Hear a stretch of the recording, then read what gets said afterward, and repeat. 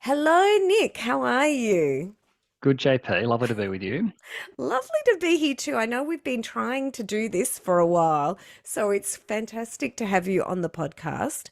And today, I'm excited because we're going to talk about your fabulous new paper, which is called Leadership as a Learning Activity. You recently wrote that for the Centre for Strategic Education as part of their Learning Education series. So we're going to dive into that. But before we do, I'd like to introduce you to listeners, and I'm really proud to say that you are a fantastic colleague of mine. We've done a lot of work together, and I love your work. I love working with you. And we've just recently become co-directors with another two colleagues of the 16 Conditions Australia PTY Ltd Yeah, organisation. So congratulations to us. yeah, very exciting, very exciting. So Nick, tell us a little bit about yourself. I'd like to hear about, all the things that are important to you and have led you to here. Yeah, well, thanks, Josephine. So I feel like I'm in my third, if not fourth career, but I started back in the mid '80s as an accountant in London, and that was my first experience of what was a pretty dysfunctional organisational culture. Wasn't much fun. Didn't last very long. Spent the next 10 years in advertising, both in Australia and Asia.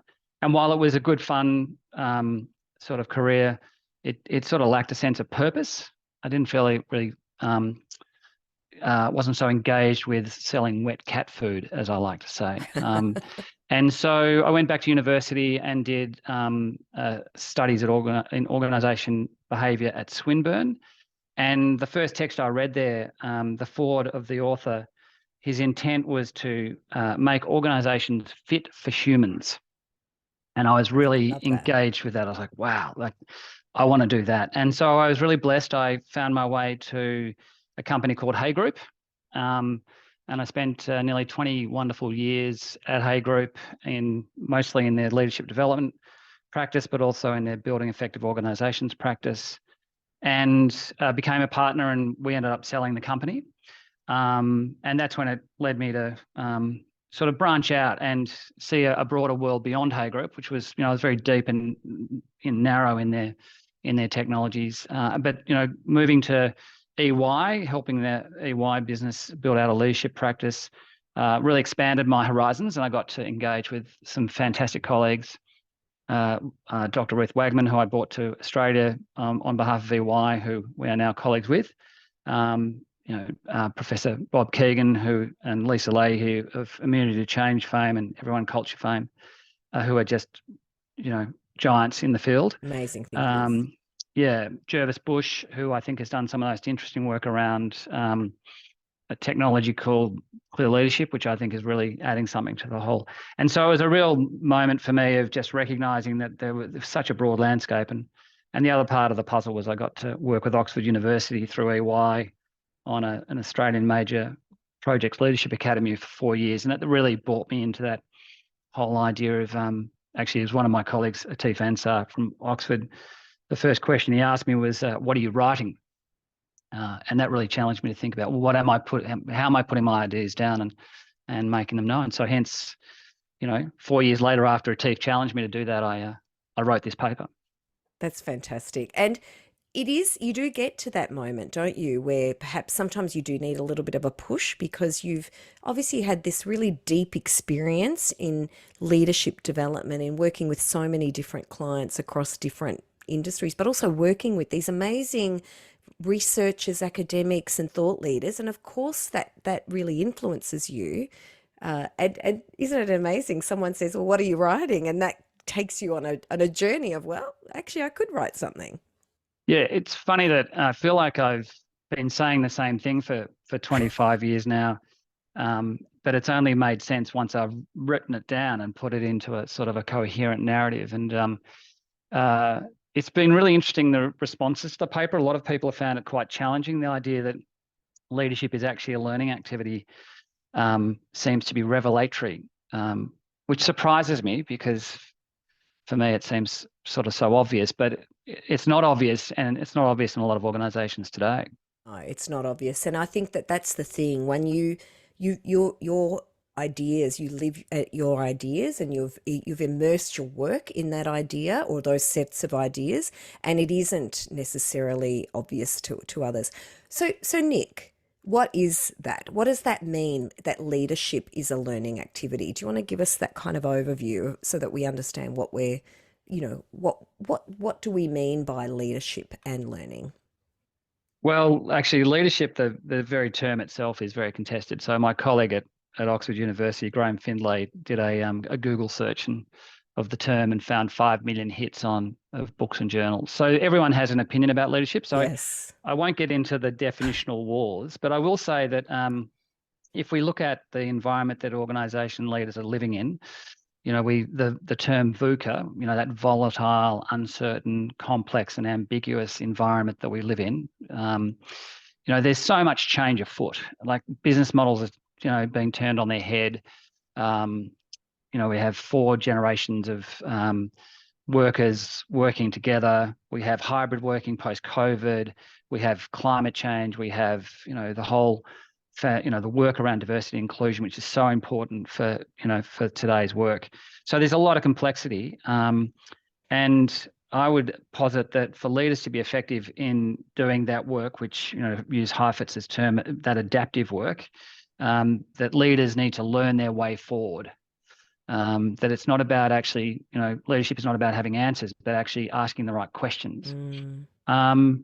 But the problem I find today in organizations, and I put this in the paper, is that I think the sort of learning that I'm talking about is conspicuous by its absence in organizations. So the sort of learning I'm talking about, happens on the job, in service of the work, in social setting together with others to do the work. And so I asked the question of the reader, how often do you sit in meetings, with teams, problem solving or trying to deliver work? How often do you ask open-ended questions? And second question I ask is, how safe in those environments is it for you to try something out and fail, to get it wrong? And the third part of it is, well, actually, how is learning actually designed into the way the organisation is actually run? So the operating model, the organisation structure. And so I use that as a sort of a question, and then I come to conclusion that actually it's in the main, it's absent. And therefore we have this issue that if leaders are not learning their way forward, then how are they dealing with the adaptive challenges they face? Yeah, absolutely. And in terms of learning and the absence of learning that you've seen, could you give me some examples just to really uh, bring that down to perhaps experience that people can relate to? And then we'll go into a little bit more around sort of what the paper delivers for us. But because I know that you've had a lot of experience with leaders, so does an example come to mind? You don't need to divulge No, names or yeah, anything but I like can talk that. about a team I was working with. Colleague and I had been working with this team for 2 days to set them up for success as a team. And this was a senior executive team in a larger institution. So they were a pretty important part of this institution in terms of its functioning. And so they'd spend 2 days together to work out how they could be more effective as a team. And then we said, okay, let's do a work observation. We'll all sit and watch you work and you do your work. And then we'll, debrief and see how you're putting into practice what we've discussed over the last 2 days. So they did that, and we sat, like flies on the wall, watching them work. And at the end of the 1 hour, we did a debrief and asked the question, how did that go? And a number of people offered, sort of positive, that went well, and, we're doing well, and tried to see the positive sides. But then one of them was brave enough to say, actually what I experience is this sense of, I sort of we all line up to say what we know, and say what we think. And so the question I followed up with was, what's the implication of that? And he said, well, and he came to conclusion that we spent the 1 hour telling each other what we already know. Interesting. And so that's, if you think about it from that Heifetz and Linsky, technical versus adaptive work. If you are Heifetz talked about the fact that the biggest issue in leadership is that we use technical solutions to try and solve adaptive problems. And so if you are staring into adaptive challenges in organizations and you are only working from what you already know, you are by definition failing. So it's that, and it's the other side of it, and colleagues who'll have done this work with me over the years, the number of peer support groups that we have set up and as a core part of any sort of leadership development program, this is leveraging off the great work of Richard Boyatzis and peer learning groups, is about creating a space where peers bring their adaptive challenge and get the support of their peers. It's not dissimilar to Rita Evans's action learning, where they get the support of their peers to help them solve their problems. And the instruction to setting those groups up is don't tell your colleagues what you think. Ask them questions to help them learn more about their problem. I mean, this is, Kurt Lewin's work around, we learn best when we discover it for ourselves. But in trying to train leaders to ask open-ended questions in peer support groups, which is as safe as you could get, is like pulling teeth. It takes time, and they do get to it, and then it becomes a way of working and they love it. But it's just not natural. It's not built into the fabric of organisations today. And so I think this is where it's incumbent upon leaders to recognise that they need to, bring it to the centre of their role. Mm. Why is it difficult, Nick? What are you seeing? Well, this, so actually Ruth challenged me on this when I said to her, because Chris Ardress has a wonderful definition of learning, which is the identification and correction of error. And every time I've said that to an executive, you see them wince in this sort of discomfort. And Ruth's challenge is a good one, because that's not the only definition of learning, but it is a definition of learning. And it's certainly, actually from the neurophysiology, it's actually very accurate. I won't get into that detail, but it's really interesting that, and he talks about the fact that identifying and correcting errors is potentially threatening and embarrassing. And so I think it hooks our amygdala, our emotional salience of our emotional intelligence, if you like. It hooks that anxiety of, we can't be seen to be wrong. And yes, the idea of competence compulsion, which Jervis Bush talks about. So that I think in a professional setting, incompetence is seen to be professional death. So to be seen to not know is culturally not acceptable. Yeah, absolutely. And I love that. I love that concept of competency compulsion.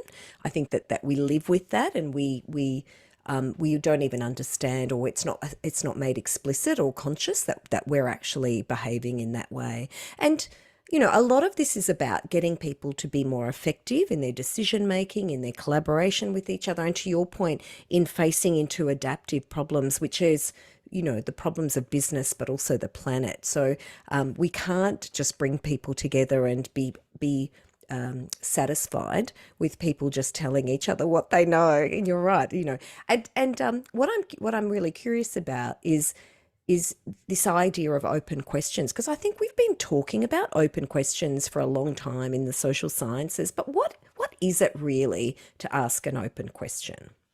Well, it seems so simple and yet so hard. So an open question is one to which there is no answer. You don't know the answer. They tend to. I have this sort of rubric or sort of heuristic of short questions, long answers. More often than not, you get long questions which sort of embed the answer in the question, and short answers. So it's interesting. There are different ways into this, and I was working with a group recently that asked me, what are my three favorite open-ended questions? And that led me to thinking that actually the way maybe I'm tasking groups is too open. So I was working with another group, and I said, so the task was, you're going to listen to your colleague who's going to explain their change challenge to you for 5 minutes. The only thing you're allowed to say is this question: tell me more about ... And that ... was any word in that sentence that you found interesting. Anything. It could be any word. Just tell me more about, collaboration. Tell me more about anything.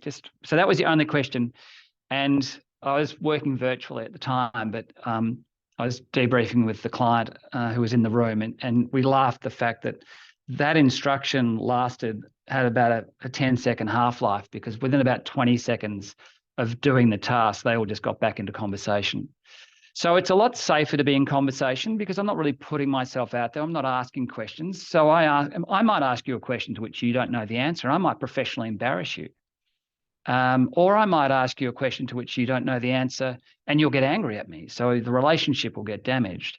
And so I think it takes, generosity of spirit, it takes time because you've got to want to listen.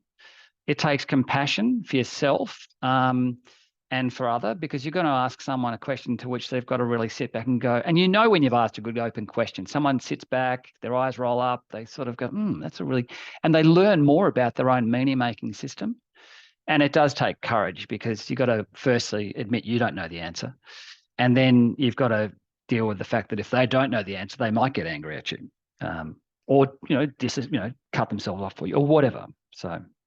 And I think this is really important when leaders are, dealing with their peers as well as their direct reports. I mean, what better way to develop staff that are reporting to you or, you're collaborating with than really help them to go into this process of inquiry. Nick, what are some examples? So they're examples of good open questions. What are some examples of questions that are kind of disguised as they're leading questions, or they're disguised as open questions, but they're not really open questions? Or the classic stem of that, have you thought about? Yeah. Yeah. Or they'll, the other version is, I'll give you all my experience and then ask you a question to which you should give me back the answer I want. And that's why short questions, can you tell me more about what do you mean by? Yeah. I mean, the question, what do you mean by? It assumes you don't so I was doing what we call back in the Hay Group days, a behavioral event interview, which is a data gathering process for an executive assessment. And, the training was, and this is partly where I think I was trained, was that you don't assume you know what someone's thinking because you've actually got to get into their intent. And so when an executive said to me, I said, what was your thinking? He said, well, I wanted to make a profit. My follow-up question was, what was your thinking behind wanting to make a profit? Now, most of us would just assume that we know why he wants to make a profit, but the discipline was I had to ask him and not assume. And I think, and the thing is, it's not to ask open questions all the time, because if all you did was ask open-ended questions, you'd infuriate everyone you were with. So there is a balance in this, but I would suggest that the balance is far too much on making statements of what you know or asking closed questions to which you want the answer. And so I'm advocating that we bring some, and it's, what David Bohm's dialogue talked about, advocacy and inquiry. It's not an absence of advocacy, but it's how you can create something that's co-emergent. And I do think in these complex times, if teams can create enough space where there's a bit of not knowing and we can co-emerge a story together that actually finds a way to bring our different experiences to coalesce around a choice, then we're aligned and now we work together and now we speed up. So I think that sort of slowing down to speed up idea is available to us. Yes, absolutely. And Nick, I learn from you all the time. I learn from you when I watch you work with teams, and I used one of your techniques the other day where I had an executive team and one of the members said, I agree with that. And then she went on to say, and I stopped and I said, what do you mean when you say I agree? What are you actually agreeing with? And then it opened up a conversation because actually she didn't agree. Well, I love the other one is, I want to build on that. Right. Well, Yes. really what you're saying is, I just want to say what I want to say, pretending I'm building on that. So it's because if Yeah. you're really building on that, you'd actually ask more about, well, what do you mean by that? Yeah, absolutely. Yeah. Now, in the paper, you talk about environmental conditions that are important. So could you tell us a little bit about that? Yeah. And that feels like such a Dorothy Dixer JP, because this goes into my one of my great heroes in the field is Kurt Lewin, or Kurt Lewin, is depending on your pronunciation. Yeah. And he wrote the paper back in 1935 that posited the idea that the behavior that we observe, the phenomena, is something to do with the person in their environment. And if you look at that, equation, it seems like a very simple equation, but it's like a fractal. It's simple, but it's complex. And so I would argue that the majority of the work that we've done in leadership development in my time, and then I look back over colleagues in history, has been too focused on the individual. It's been too much, and you can see it in the whole. We've been trying to kill off the heroic leader metaphor for a long time, and I know this is Yeah. very much embedded in the patriarchy, which I know is very much in your Yes. wheelhouse. But the idea that the environment made me do it. The idea that actually it's the person in the environment, the complexity of that, and really getting into that. That if we can, I think we've ignored the environment because it's too complex. We don't know how to get to it. But I use a quote in the paper. And I should probably go and find a proper quote so I don't misquote Joan Lurie. But Joan's work was, doing some work with her when I was at EY, and she made this statement. I'm paraphrasing, not to insult her exact words, but she basically said, "It's not the system out there that's the issue. It's actually the system inside the leader themselves, the mental models they hold, the Mm, frames. It's the assumptions and beliefs they hold that actually co-create the system, the environment in which we find ourselves." And while that is complex, I actually think there's something in the magic of that gives us agency and license to not just take what we're given, but to collectively work together to co-create the sort of work environment. And I think this is what culture is. But I think culture feels like it's very hard to get at and it's too big. And, how do I work with that anyway? yeah. So that's a long-winded answer to your very short No, question. not at all. Not at all. And I agree with you. I think that we have a lot more choice and agency in that when you think about it that way. But often, I come across a lot of teams, a lot of leaders who are almost feeling quite hopeless in the face of systems that perhaps don't allow them to thrive in the way that they would like. But at the same time, they're not having discussions about the kind of environment that they need to thrive or the kind of environment that they could create to, Yeah. to thrive. So I think that there's a lot more agency and choice in that. I was working with an executive team once, and it fascinated me that one of their sort of sidebar conversations was them whinging about their travel policy. And I sort of looked at them and begged the question, so whose policy is it? And it was as though they had no capacity to actually change the policy of the company when in fact they ran the company. And so I think we all get trapped in these mental models, these little cul-de-sacs of belief. They atrophy into place and we don't feel like we can get at them. But, when you ask the question, actually, why is that there in the first place? What is that all about? I think we start to open up possibility. Uh, Absolutely, absolutely. And one of my favorite questions is, if this was easy, what would we be doing? Particularly when I used to do a lot of work in process change and development, that was a great question because but that's it, but that's even a great open question, isn't it? yeah, it What would is. we be doing? What would we be Yeah, doing? Yeah, yeah. Sorry, absolutely. I cut you off. No, no, that's fine. That's fine. No, but I actually used that question a lot to help people understand an alternative reality that Mm, they had control over. For example, this was when I was working with a number of people who controlled the risk emergency procedures of the organization. They were the decision makers, and yet they were hamstrung by the structures and the systems that they had control over. So yeah. it's that very structured way of thinking about things differently and doing it collectively too. Because I think that there's a power in having a discussion and a dialogue around those things as well.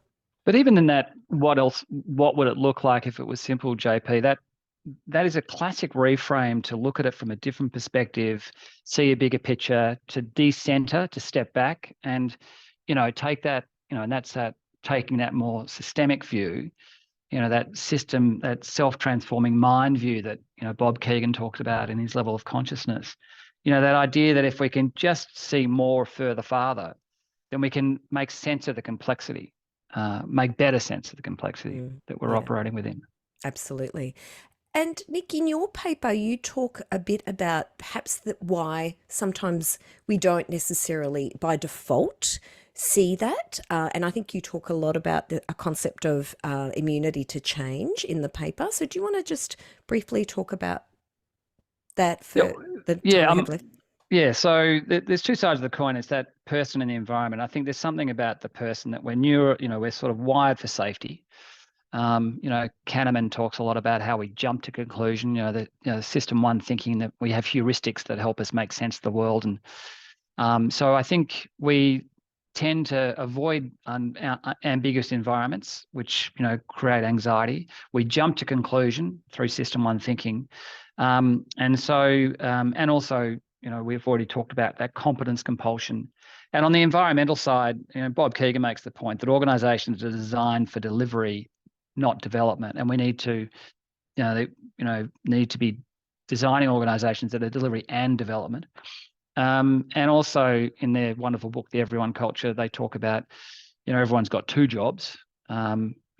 So the culture is one that, we've got our first job we're paid for, and the second job is looking good. So we've all got two jobs and the drag that causes.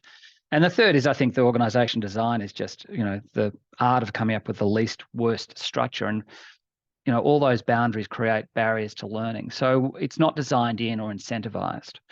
And then I go into the paper to describe 5 or 4 different frameworks that I particularly hold in high regard, and the practice of open-ended questions. And I just offer those frameworks, sort of short descriptions. They're 1,000 words a piece of, Bob Keegan and Lisa Leahy's wonderful work around immunity to change, which I could recommend to everybody as a way to really get in underneath the underlying beliefs or assumptions that are holding us back from really achieving the growth and development that, we individually and collectively want. And that, their text on that is a very easy read. It's very easy to put into practice, but it's so deep it's really, simple, not simplistic. So it's the depth of thinking that's gone into it. It's really beautiful. So I think that's a great frame. Should I go on and just describe the other Yeah, 3? go ahead. Go ahead. Yeah. And then, so there's the art of the open question, which I talk about and give some ideas about how you can do that more often. I then, the other frame that I've spoken about, Jervis Bush's work in clear leadership, which really starts from the premise that we all having a unique experience, and that the problem we have is that when we don't understand the experience the other one's having, that jumping to conclusion, we make up stories to fill in the gaps. And this is not a bug in the system. This is actually how this is our neurophysiology and how we're wired. And so the problem is that because we don't check out those stories we've made up about the other, we act upon them as though they're true. And all of a sudden we have, the elephant in the room, the interpersonal mush that gets in the way of us effectively partnering. And I think he's developed this great technology called the experience cube, which is, again, looks simple, but, there's real depth to it. And it's a way of putting into practice skills on the job to actually have learning conversations to help us actually learn more together. And I think it seems to, in a really interesting way, de-escalate conflict and make it much easier to actually to partner with others. So I think that's, again, each one of these has got a book, of course, if not 2, that you can read. And I do encourage the reader to actually, because one of my things is I find it sad that so many great giants in the industry are sort of forgotten. We seem to continuously reinvent the wheel. So Yeah. I encourage people to go back and to read, Reg Revens, 1930s, Mary Parker Follett, 1920. I mean, these are folks who have gone before us and have had really great insight, and we should build upon that. And then there's the wonderful work of Ruth Wagman and Richard Hackman and colleagues, Deb Noons and Jim Burris, around the 16 conditions, which, you and I have talked a lot about. Teams being a great place to build leadership capability, but teams are the place where we will solve complex adaptive problems.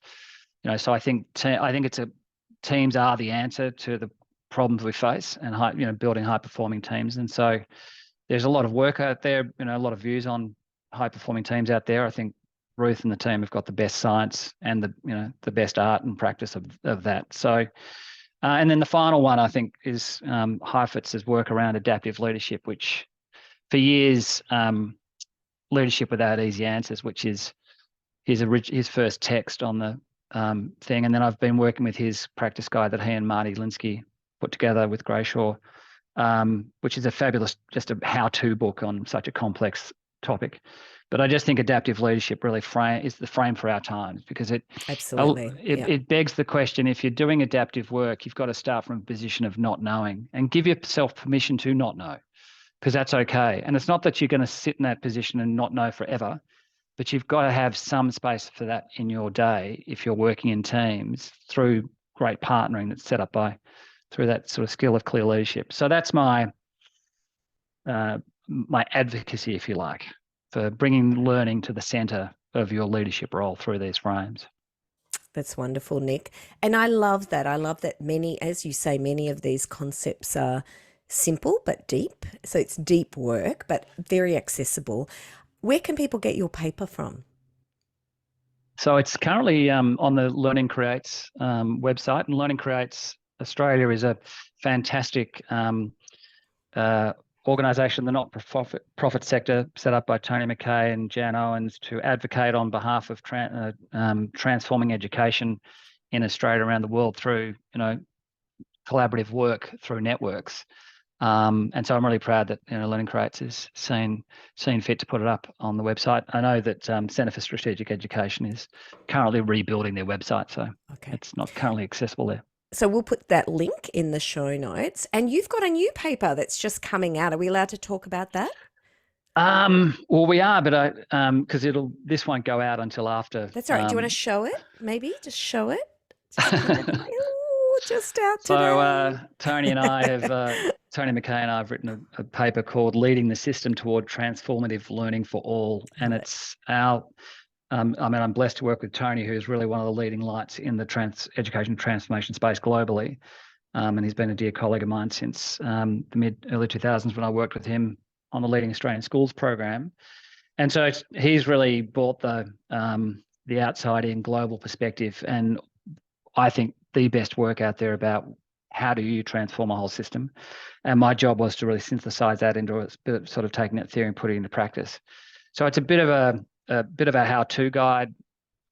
It's dangerous to say that because it's obviously a fairly complex task. So it's frames, not answers, but it certainly advocates that we need to redesign the operating model in education if we have any chance of, educating our children in a way that they can thrive in this complex world that we live in. And I just think that the current education system is leaving too many children behind. And for those children that are doing okay in the system, it's not really benefiting them as much as it should. So we're hoping that it's useful for system leaders, be they teachers, principals, bureaucrats within an education system or system leaders as a whole, that they might find something in there that will allow them to see their system a bit more differently and allow them to have a sense of agency to advocate on behalf and actually deliver the sort of child-centered learning, student agency is the new word, that we've been advocating for years. So, yeah, that's very exciting. So hopefully after June, mid-June, it'll be out and about and